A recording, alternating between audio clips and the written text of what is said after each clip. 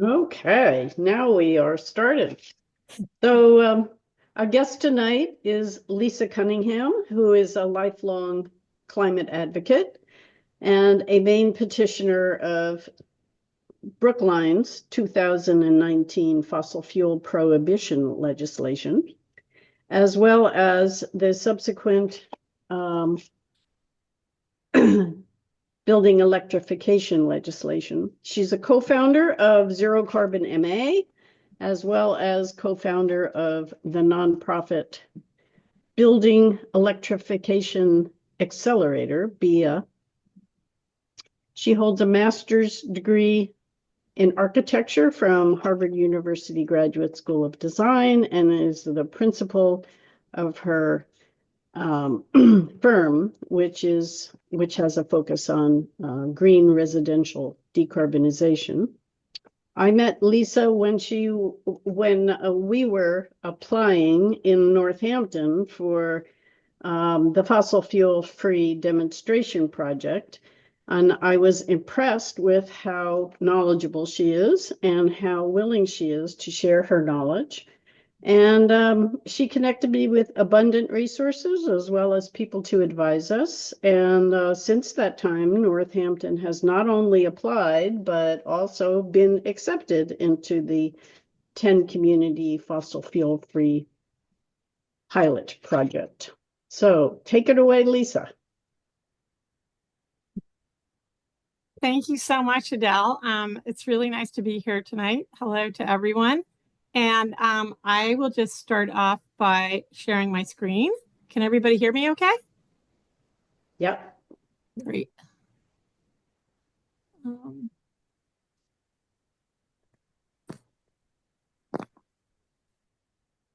Okay. And can everybody see the screen okay? Yes. I'm assuming. Okay, great. Well, good evening, everybody. My name's Lisa Cunningham. I'm an architect and the co-founder and director of the statewide nonprofit ZeroCarbonMA. Our organization is committed to both creating impactful climate legislation and passing existing climate legislation. And tonight, I wanted to give you a quick overview of our history and share our current legislative priorities. Let me just see how to advance this. There we go. So for years, the UN IPCC, the International Panel on Climate Change, has been telling us that in order to avoid catastrophic climate failure, we need to stop using fossil fuels. That's gas, oil, propane, and coal. Anything that we burn immediately. Climate scientists have been telling us, climate organizations have been telling us, and our state and federal government, up until the last 100 days, have been telling us as well. We also know that burning stuff is not only bad for our climate and the air we breathe, but it's also incredibly bad for our health. And increasingly, it's bad for our pocketbooks. So I'm going to go through these slides as quickly as possible to tell you our story and why I'm excited about the work that we're doing. And then I want to focus on the work that we've been doing with building codes in particular and why they are important. I'm an architect, so when I hear the words building codes, I feel a combination of fear and dread, but there are 53 communities in Massachusetts who have successfully tackled discussions about our building codes. So I'm hopeful that I can distill these issues in a pretty simple way. And I suspect maybe all of you on the call have are in towns that have already adopted specialized code, but I'm going to focus on that as well as on our 10 community fossil fuel free demonstration program. So why are we focused on our buildings? Well, we're focused on electrifying our buildings for three big. First is that 35% of our carbon emissions come from our built environment. That's huge. Think about it. Most of us spend most of our time inside, in our homes and our businesses. So do our children and grandchildren at school and at home. As an architect, that's particularly concerning. But as an architect, I also know that we have the technical means to electrify our buildings. The second number is health. And again, let's talk about numbers. 15%, that's 1 in 6 children in Massachusetts, will develop asthma as a result of use of gas stoves. That is a frightening statistic. I'm a grandmother of 2, and I could not believe that something as basic as cooking my grandchildren dinner on a gas stove could actually be harming their health and my own. But that's not all. Having a gas stove in your home releases carcinogenic gases like benzene into your home even when your stoves turn off, and is linked to increased incidence of cardiovascular and blood diseases like leukemia. The indoor air quality produced by gas stoves would not be allowed in outdoor air under the Clean Air Act. And we have evidence that even the presence of gas pipes in buildings produces elevated methane levels in the vast majority of buildings. Wow. And the third number is cost. Those who continue to use gas heat will likely see their bills double in the next decade and then go even higher as gas becomes a stranded asset. Many of you have probably seen it on your bills this past winter if you are in gas territory. But right now we have contractors and developers who are still building unhealthy buildings and building owners who are unwittingly buying last year's technology, all the while perpetuating our climate crisis. So I wanted to get in briefly into our theory of change, which hinges on the outsized impact that local communities and leaders in those communities can have on altering the status quo. And I know I've got a lot of leaders on this call, so I want to thank you all for your incredible work and dedication. When you look at how change happens and has happened historically, it actually happens when community by community steps up and demands something different. Banning cigarette smoking indoors didn't happen restaurant by restaurant, and it didn't happen through voluntary compliance either. It happened because one community and then another said this was no longer acceptable. So, for a little history, in the fall of 2019, Brookline, a small group of us got together and mobilized our town meeting in Brookline to prohibit the installation of new fossil fuel infrastructure and new and major construction. In the beginning, we were greeted with extreme skepticism. People said this couldn't be done in a cold weather climate. But we had data. We knew that all electric buildings were being built all across Massachusetts and all over the world in much colder climates. People just didn't know anything about it. So long story short, in the fall of 2019, almost 5 years ago, or actually over 5 years ago, Brookline Town Meeting voted overwhelmingly to prohibit the installation of new fossil fuel infrastructure in new and major construction. We were the first municipality outside of California, the first in a cold weather climate, and the first to include significant renovations as well as new construction. Communities across Massachusetts and all over the country immediately took notice of our bold action, and that is exactly what we wanted.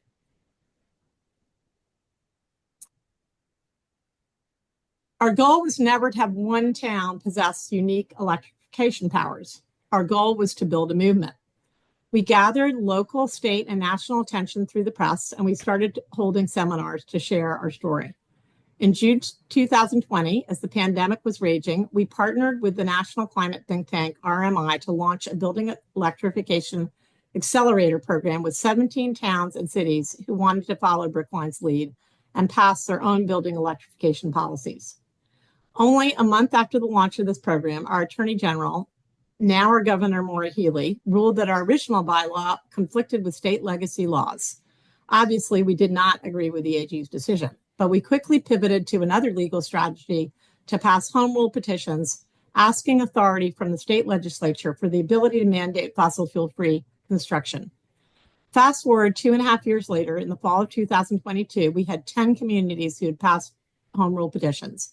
And over the vetoes of our former Governor Baker, who took particular exception to our legislation, in August 2022, the state legislature passed a sweeping climate bill that included a provision to allow these communities to go forward with their fossil fuel-free legislation.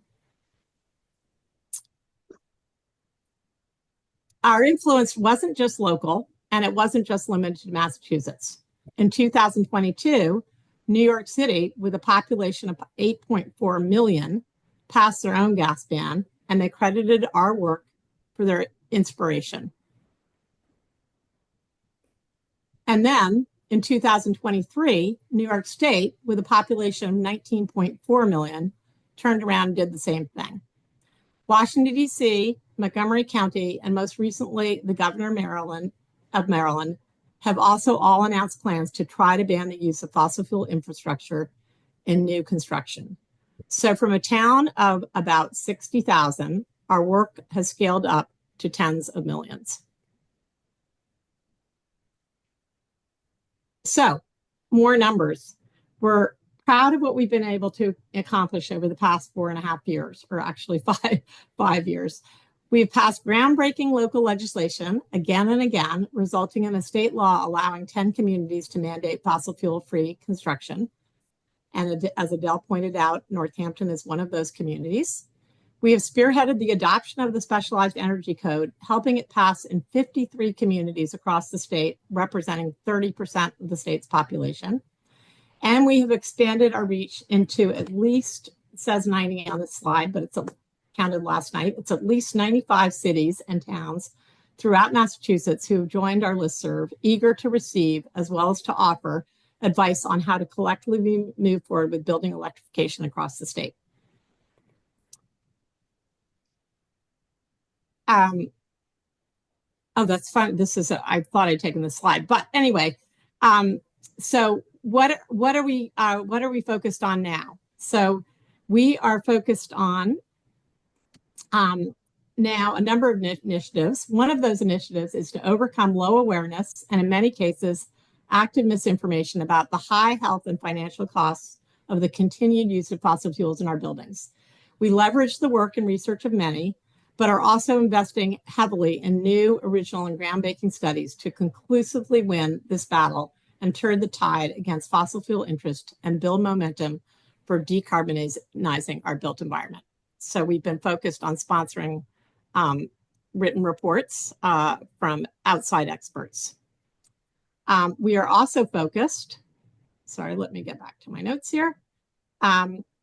So we are also focused, as we've just discussed, on attacking the challenge of electrifying all new buildings in Massachusetts with the ban that we got passed for 10 communities. Now our goal is to expand this legislation in order to enable more communities to participate, which needs to be done through further legislation at the state level. And I'm going to talk more about that in a minute. And then lastly, again, legislatively, we're focused on spreading, or not legislatively, but town by town and city by city, we're focused on spreading the adoption of the opt-in specialized building code across the state. Already, we've been instrumental in helping to get, as I mentioned, over 30% of the state's population to pass a specialized code, but over the next 2 to 3 years, we want to finish the job. And so here's a little map. And those of you who are from Amherst and Northampton are included in this map of the 53 communities and almost 31% of the state's population. I won't get in detail about the specialized code, but I'll just give you a quick overview of where things are. On January 10th, 2023, Brookline and Watertown were the first town and city to pass the opt-in specialized code. Since then, there's been a continuous wave of communities passing the specialized code. The specialized code adds 4 very simple provisions to the stretch code, which are all about consumer protection. That is protecting communities from building new buildings without the necessary infrastructure to easily transition to all electric buildings. So that means that any new building that's not built all electric must be pre-wired so that major appliances, that's heating, hot water, cooking, and clothes dryers, can easily switch over to all electric technologies. It applies only to new construction, and it does not require all electric buildings. It simply requires that any buildings that are not built with all electric appliances can easily make this transition in the future. Again, it provides important consumer protection from costly but inevitable future retrofits. There are a few additional provisions, but I'm not going to go over them in detail because this is not a presentation about the opt-in specialized code, much as I love to talk about that.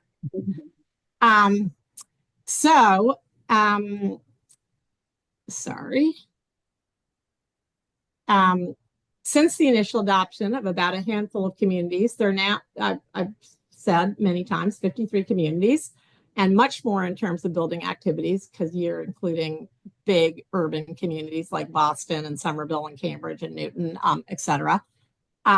But it's not just wealthy communities, it's also LMI communities and gateway communities like Salem and Worcester, who adopted the opt-in specialized code.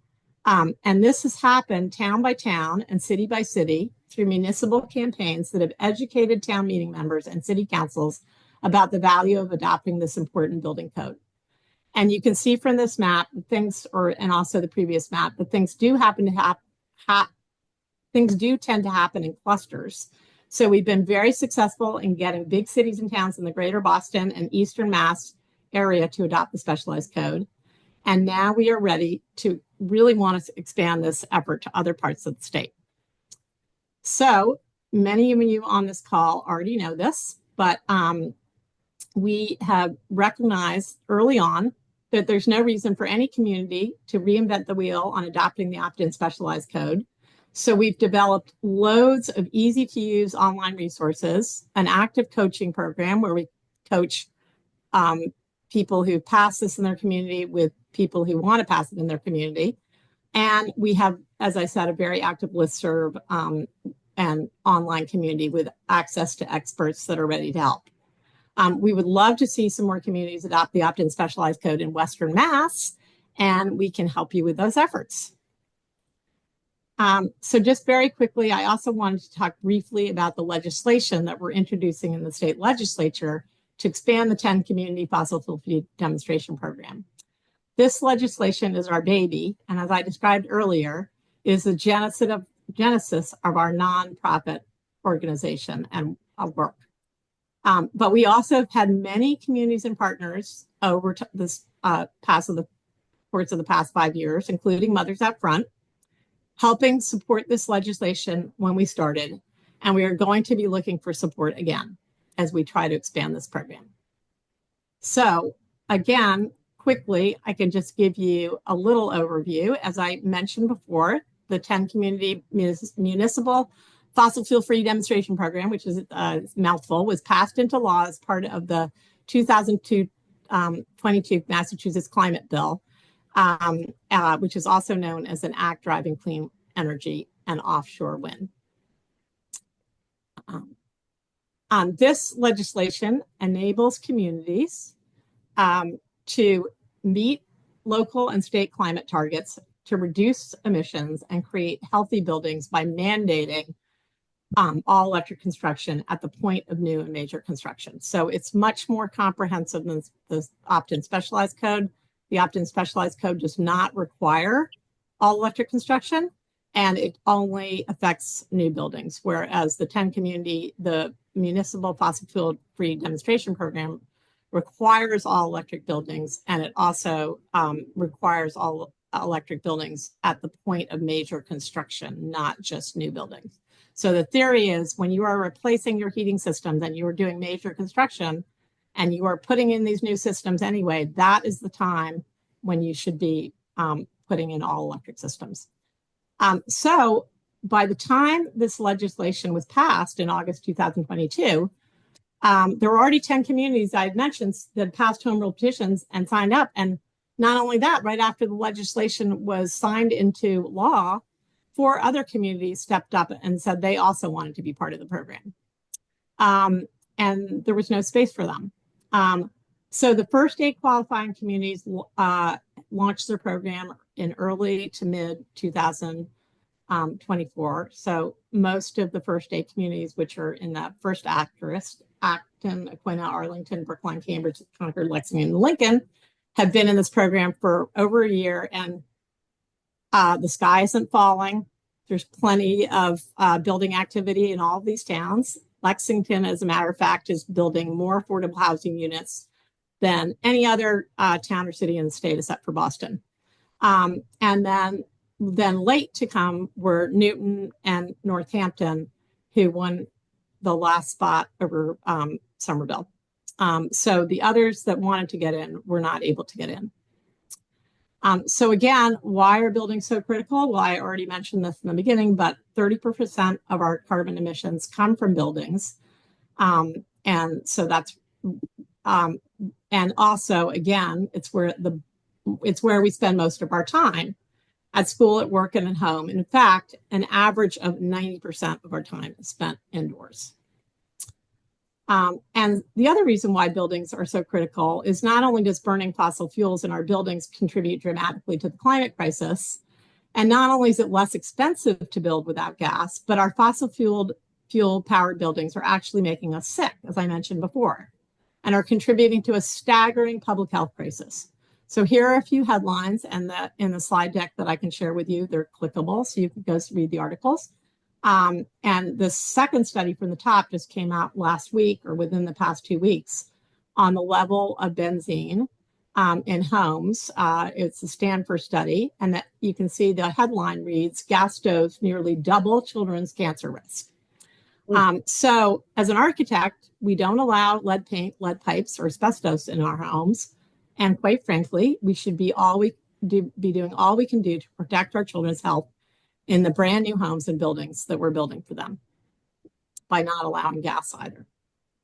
So our Massachusetts climate plans also state that at the point of new construction, we should be adopting all electric construction. And these are climate plans that were written back in 2022 and earlier. And I'm just going to quickly go through this. They say that electric technologies are the most cost-effective and easiest to install at the time of building construction or renovation, which is exactly what the 10 community program does. And they say as well that replacing fossil fuel dependent technologies needs to begin immediately, because otherwise we are locking in systems that will need to be replaced far sooner than their viable life. So quickly and very simply, what does the fossil fuel free demonstration program do? So it allows programs who want to opt into this program to vote to opt into it on a voluntary basis. That's not a mandate. No community is compelled to do this. I would say, without exception, every single community that is in this program has voted either unanimously at the city council level or near unanimously at the town meeting level to adopt to be in this program. So it's an opt-in program, and these communities have voted overwhelmingly to be in this program. It's nothing mandated that's coming down from the state. It also it's a very cleverly done program, the way DOER crafted it. And it uses just our existing state building codes. So the stretch code, which I haven't gotten into, which is most of the state is under the opt-in specialized code, which I just reviewed. And it only affects new and major renovations. So those are very significant alterations. That doesn't mean when you go in and paint a bunch of rooms in your house, you're going to be affected, or when you rewire a bunch of your house, you're going to be affected. We're talking very, very major renovations and new construction. And what are the advantages and benefits? Well, it's less expensive to build fossil fuel free buildings, and it avoids future costly retrofits. As I pointed out, it produces healthier buildings without toxic air quality. And as I also just pointed out, it follows existing building codes. And to be in the program also requires that the community has affordable housing minimums. I'm going to skip this slide because I want to speed up my presentation. So we have only one mechanism to achieve our mandated climate goals in new and major building construction, and that is this program. And currently, the only way to expand this program is through the state legislature. So we have, introduced this bill, an act to further empower local climate action. The bill numbers are right there at the bottom. Our sponsors are the Senator Jalen from Somerville, which is Somerville is trying very hard to get into this program. They were up against Northampton to get the 10th spot. And then the representative is Representative Barber, also from Somerville. And they are the Senate and the House sponsors of this climate bill. So we are gearing up slowly into action and to try and get support for this legislation. And as I said, what would this legislation do? It would actually expand the program by 10 communities. So initially, we were hoping to expand it to any town and city that wanted to adopt it. But what we have now is a piece of legislation that would allow us to double the size of a program and expand it into an additional 10 communities that would voluntarily be able to mandate the benefits of fossil fuel-free building in new and major construction. So that's my presentation, and thank you so much for inviting me to speak. And I would be happy to answer any questions. And anybody who would like to get added to the listserv can email me at lisa@ZeroCarbonMA.org or can contact us at info@ZeroCarbonMA.org. Thank you so much for that whirlwind presentation. I didn't look at my stopwatch, so I don't know how I did, but I hope people didn't fall asleep. Nobody fell asleep, I can assure you. But I'm wondering about this new legislation, and I'm wondering how many co-sponsors you have so far, and whether that's something that we can all do to encourage our representatives and our senators to co-sponsor this legislation. That would be fantastic. Actually, I have not been really on top of this just because my mother is going through some health issues. So I've been spending a lot of time with her, but I'm pivoting to try and focus on it. And I couldn't even answer your question, but I know Senator Comerford is extremely supportive of this legislation. She sponsored us the last time around, as Adele knows, and Adele actually introduced me to her. She's wonderful. And she's not yet, she hasn't yet signed on, but she said she would. So it would be great. I would be happy to contact her, but it would be great to also know that you were supportive of this effort. She did tell me personally that she would, but she's not down there yet as a petitioner. Right now, I see Jamie Eldridge is down as a petitioner. So it would be great to get other senators to co-sponsor this. And then in terms of the House, I'm just have to click because I should know the answer to this question, but I haven't looked. And yeah, we would, petitioners, let me see. So again, Lindsay Sabadoso said that she would co-sponsor. I don't see her name down there yet, but it would be great to get her. And then I don't know who the senators and reps are in other Western Mass communities, but it would be, that's just a great question, Adele. And yes, we would really love support from Western Mass reps and senators. That would be okay. So easily we can get Mindy Daum on board, I would think, from Amherst, but also we can work on other reps and senators from our area. That would be fantastic. Fantastic. Lisa, where does the pushback come on this legislation? We have a very, we have an oil and gas industry with very deep pockets, and they have prevented a lot of climate action in Massachusetts. And we also have a real estate industry with very deep pockets. So we do have we will be unveiling a PowerPoint, which will go into depth about our legislation and will debunk. I wanted to stay within my 20 minutes, which I hope I did tonight. And so I didn't get into a full discussion of it, but we have a lot of talking points, pushing back on some of the misinformation, for example, about cost, because DOER themselves, the Department of Energy Resources, have said that have produced a lot of data showing that it is less expensive to build and to operate all electric buildings.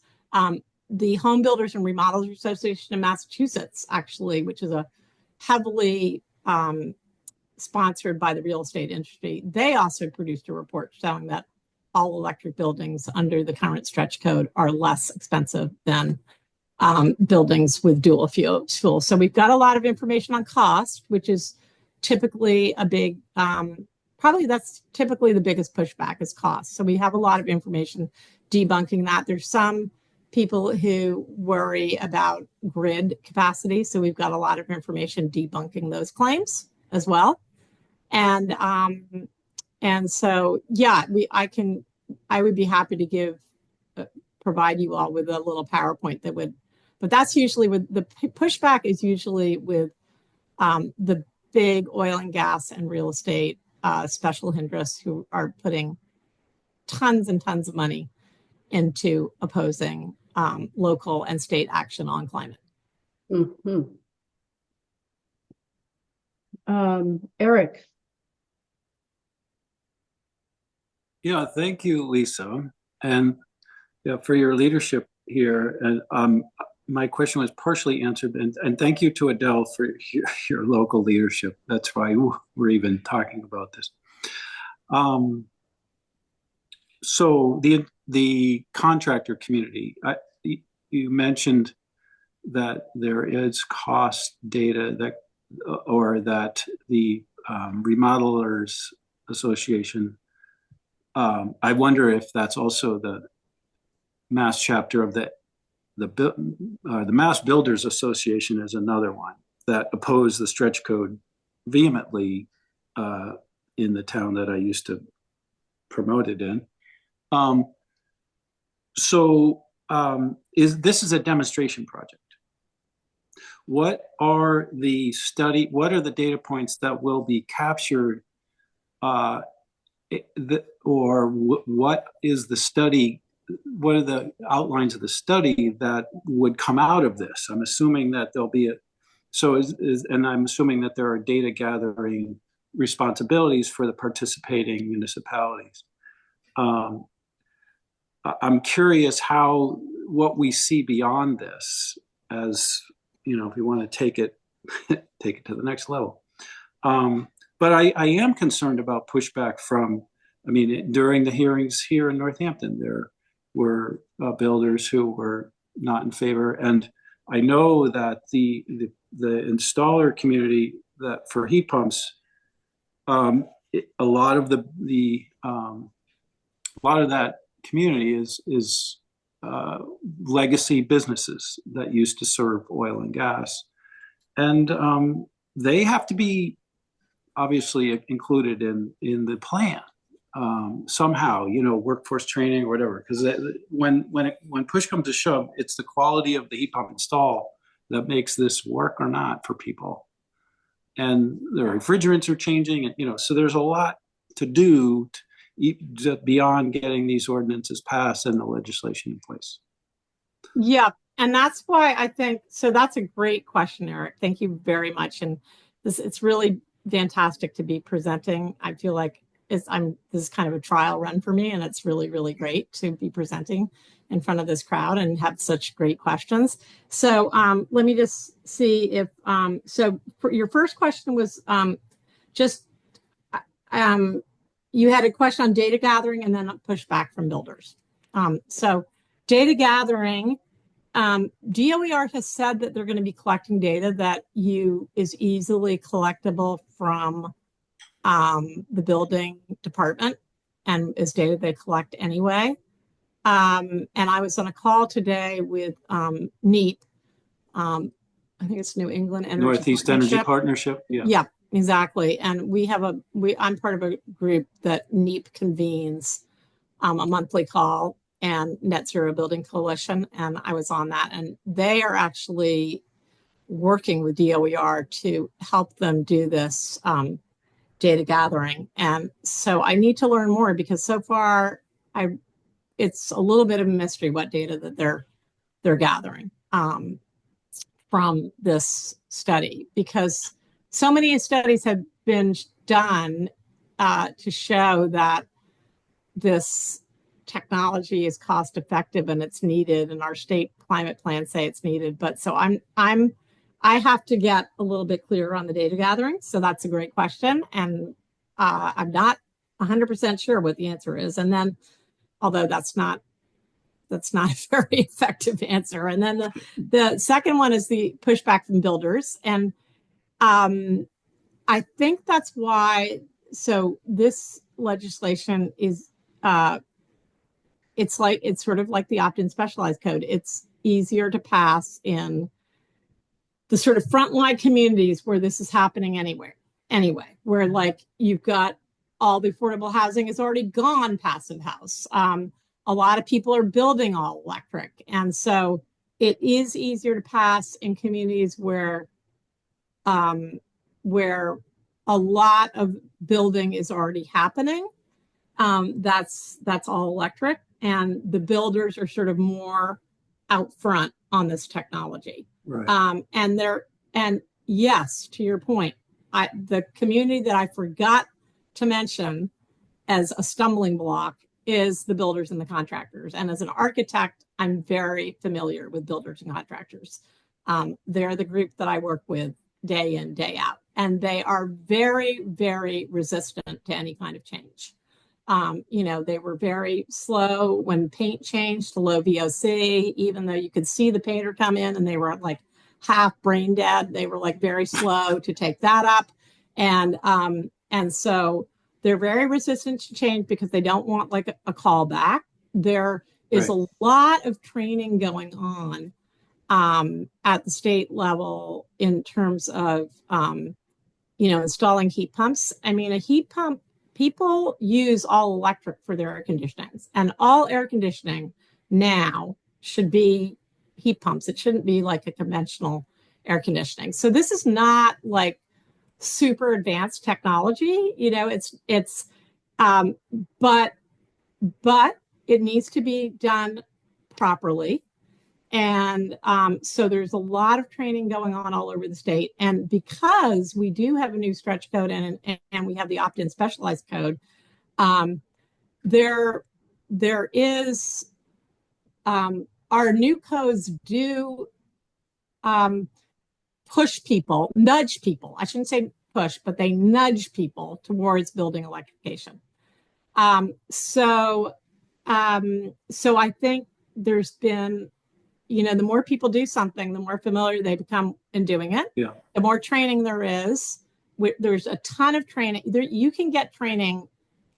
There's so much training available, and it's free, and it's very prevalent. But we need more, and we need more education. And that's happening. And then, but there is. I'm not going to deny it. There's like pushback, particularly in some communities. But again, on this call today, there was a select board member from Lexington, Mark Sandine. He's amazing. Yeah. And to the point of Lexington developing more affordable housing than any other community except for Boston. He also was pointing out that so Lexington is a specialized community. It's part of the MBTA Communities Act. So they have a mandate to develop a certain number of affordable housing units, which is why this is happening. But they're also a fossil fuel free community. Yeah. And he was saying, look, these contractors are coming in and they're saying, we want to be doing this. We are excited about doing this. We are happy to be doing this. And then they've got one of the slides in my opt-in specialized code deck it's a case study on Lexington and what they're doing and how successfully they're doing it, and for how little money they're doing it, and for how operationally these buildings are going to cost practically nothing to heat and cool. And so there are a lot of contractors out there who have embraced and are embracing this technology. But as you get into certain communities, just like passing the opt-in specialized code, it is harder.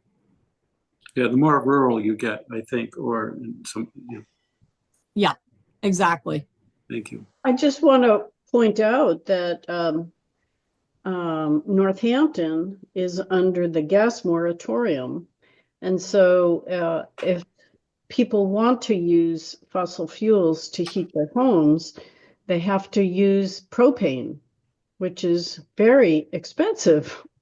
So for that reason, I'm really thrilled that Northampton has been admitted into the program, the fossil fuel-free program. Can I share my slide for just 1 second? Sure. Yeah. I'm just going to show. Here we go.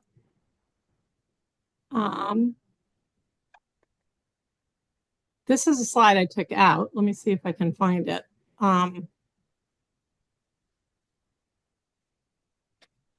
It was the slide on Northampton. So let me see. Oh. Which I skipped over. But there you go. So I skipped over this because I didn't want to get too deep into the weeds on this. But just to your point on Northampton and how much it costs to operate propane and oil versus an air source heat pump. These are the figures that I can give you all the sources. They're in a fact sheet that we did for Northampton, and actually Mark Sandine did this table for us. But this just shows you how much more expensive it is to run propane and oil as compared with air source heat pumps. And then you add solar into the equation, and you can really knock down your annual heating costs to significantly. But this kind of money adds up. One thing that would be great which I've spoken to, maybe Adele's the only person from Northampton, but Northampton does need to sort of improve their fossil fuel-free bylaw. And so that would be, and with statistics like this, there's no reason why anybody should be building with delivered fuels, and there's no reason why anybody in any community that's under a gas moratorium in particular should be building with delivered fuels. But as you pointed out, Eric, there are these businesses that are afraid that they're going to go under. So who is one of our main opponents who always shows up to every hearing that we talk at? They're the propane companies. That they show up and they, will lobby against us because we are a direct threat to their business. A point of information: most communities are not under gas moratorium, though. So, and the cost comparison charts, if you had gas, wouldn't look the same. No, they wouldn't, but they actually, I don't have more information at my fingertips, just like I had for that slide, but I just I did have that slide ready because I wanted to point out what was going on in Northampton, but they are lower for new construction, for gas, and that is, for all electric, and that is according not only to DOER, but it's also according to the Home Builders Remodelers Association of Massachusetts. So we do have that. We do have that information. Now, where it gets tricky is with retrofits. So the difference between retrofits and new construction is new construction, everything in your home is electrified. So you have the added efficiency of all your appliances being all electric, and that really drops down your costs when you've got every appliance, because heat pumps are 3 to 5 times more efficient than in terms of heating, and then but also in terms of your other appliances like your drying and your hot water. They're way more efficient. So you're lowering your energy use across the board. So new construction, in my mind, is pretty much a done deal, and we have the data for that. But it does get a little tricky with retrofits, depending what territory you're in and what price you're paying for electric versus gas. Still, gas prices are expected to double in the next decade. And the electric companies are now being mandated to come up with seasonal rates to address seasonal heat pump rates, which is another study that we're working on. So I feel very confident. And let me say, it's for a good portion of the state, there's still no contest. But there is a small portion of the state where there is some delta still between gas and electric. Mhm. For retrofits for existing buildings. Right. Thank you. Yeah, thank you. These are really great questions, and I really appreciate them. Interesting problems that we'll need to address. Darcy. I'm just wondering if you are having any interaction with the advocates who are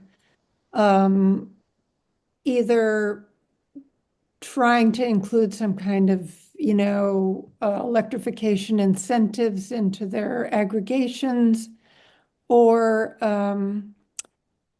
trying to work on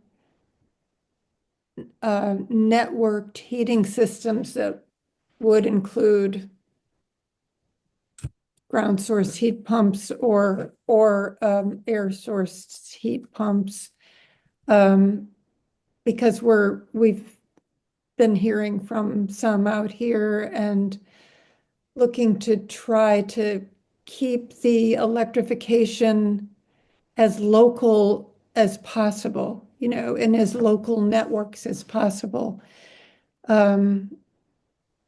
Just to have some energy independence from the larger grid. So just wondering if you've had any discussions about that, or.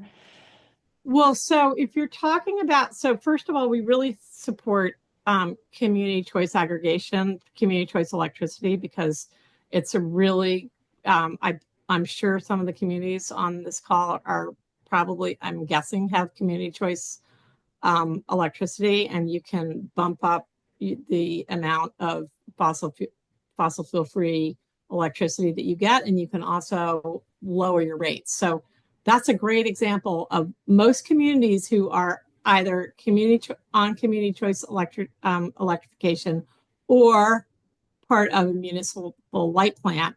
Those communities typically have lower electrical rates, and so for all those communities, again, it's a very easy choice about whether or not those communities, it's cheaper to go all electric for retrofits. I'm talking about retrofits now. So in terms of district geothermal, the things that heat is involved with, and that legislation to do network geothermal, district geothermal, we are supportive of those efforts. I think it's one solution of many that we need to explore, but I think that it's just not the only solution, and it's very slow moving, and we need to get moving on a lot of solutions at once. We can't just wait for the perfect solution, and it's really important that we don't put any more infrastructure in the ground that we need to rip out. And when we know the way to build properly, as an architect, I know the way to build properly. I'm sitting in a home that is actually fueled by ground source heat pumps in my backyard. Not everybody can do that. Air source heat pumps are great.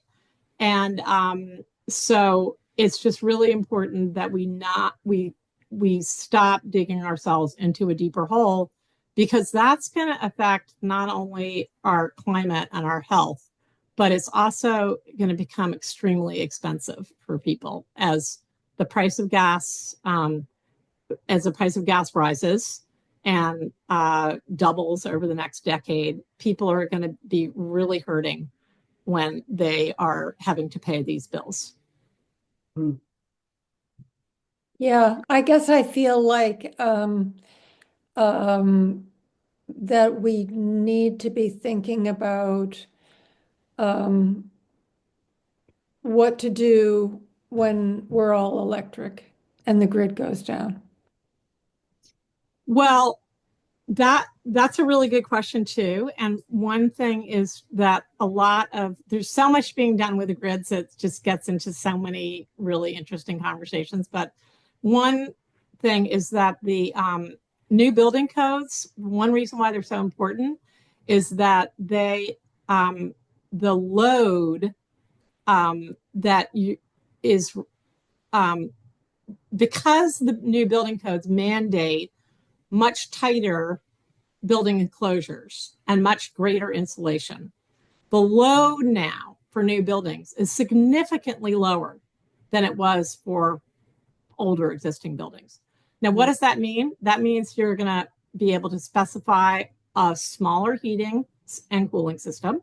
It also means that your home is going to be more resilient to power outages, and it's going to require a lot less electricity, which is really great because it means that we will not have that demand on the grid. Second of all, we have a lot of headroom in the grid right now. Right now, we are operating with significant headroom in our grid. And I don't have the facts and figures right here, but I can send you a slide that does. So in terms of at the rate that we're now adopting all electric construction, we really don't need to worry. And this is something that the electric companies they know what's going on. They've been working on this for a long time. They are working on expanding the system. They're also working on setting up local networks, and they are working on things like having your electric car be actually a battery for your home. And, also combining solar, which again, reduces the load on the grid and also reduces your utility bill. And also provides for a more resilient home, combining solar and storage. So there's all this stuff going on. And it's just beyond, I have a lot of information, but it's just, that is happening. And but that is something that people bring up a lot. And so we do have a slide or two in our slideshow about the grid, just to sort of debunk these claims again, because also when you're talking new and renovated construction, you are still talking a very small piece of the pie in terms of what we need to electrify, because most of what we need to electrify has already been built. So sorry for talking so long. Felicia, I'm sorry I see your hand up. No. You actually addressed something that I was going to ask. Like we have more electric cars and we have more electric sources of heating and cooling, and then the grid doesn't have enough renewable energy and they're using gas and coal or peaker plants or whatever. But you were saying that there's a lot of headroom and they aren't needing more. So Yes. that was really interesting to hear. The other thing, so we'll have to see how that plays out, but it's going to be really important that we have more sources for the electric companies to use as we're using more electricity. So it's just not another way of using more fossil fuels. And the other thing I was going to say, though, like I saw that slide where it's cheaper to use air source heat pumps than oil, but I got my house all heat pumps. I'm really happy that I did it, but my electric bill was so high, it was much higher than my oil bill would have been. So I'm scared to tell people who, like, I can afford it, I'm lucky, but for people who can't, it's dicey to recommend it because that wasn't my experience. That was less expensive. It was more expensive. Yeah, well, I can talk to you kind of offline and see what equipment you have, and and see what might be going wrong. I would love to address that with you. It's hard to know. Yeah. Yeah. I wouldn't be able to recommend. So you're saying that oil should be more expensive than air source heat pumps unless there's a problem. That's my feeling. Yes. Okay. That's the problem potentially being in the configuration of the system. And yeah. Okay. You also have to be careful to take into account the fact that before you had two bills, and now you've got one really scary looking bill. Yeah, I spent about $1,100. I didn't heat my house that much, so my bill went up between $400 or $500 a month. So very quickly I overspent. Yeah, something's wrong then. Yeah. Something's wrong. Part of it is that the electric bill went up so much, so it's hard to, like, it's not apples to apples to. But oil is still more expensive to heat with, and you can do the calculation. How much heat do you have to spend to warm your house? It's the same whether it's a heat pump or oil, and you know how much oil you should have to burn to get that, or how much heat pump capacity you need. Well, it's a little crazy. The oil heats it faster, so I would keep it very cold until I needed it warm. But with the heat pumps, it takes a long time to heat up, so I need to keep it at a more stable temperature. So I'm probably using more electricity than I would with oil. But anyway, so it's just trying to figure it out, like how to sell them to other people, because I think we need to do it, no question. Yeah. I would say that between Eric and Lori, you have expertise at your disposal. Yeah, to it's true. figure this Okay. problem I might out. invite you over. They look like it's set up really well. And I don't, Sometimes heat pumps aren't sized correctly, which can be a real problem. Yeah. Sometimes they are not cold weather heat pumps, which can also be a real they problem. are. They were, and I Okay. think both are true. I think both things were done Yeah. right. So I don't know without doing a deep dive, but it does sound like you've got some really great experts on the call here. Okay.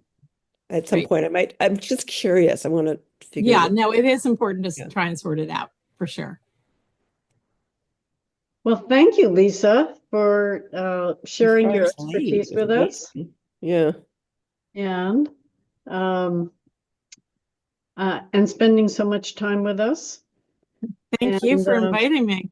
Yeah, and allowing us to record you so that other people who were not able to attend tonight can see your presentation. And I think I haven't been looking at the chat because I have a really hard time multitasking, but hi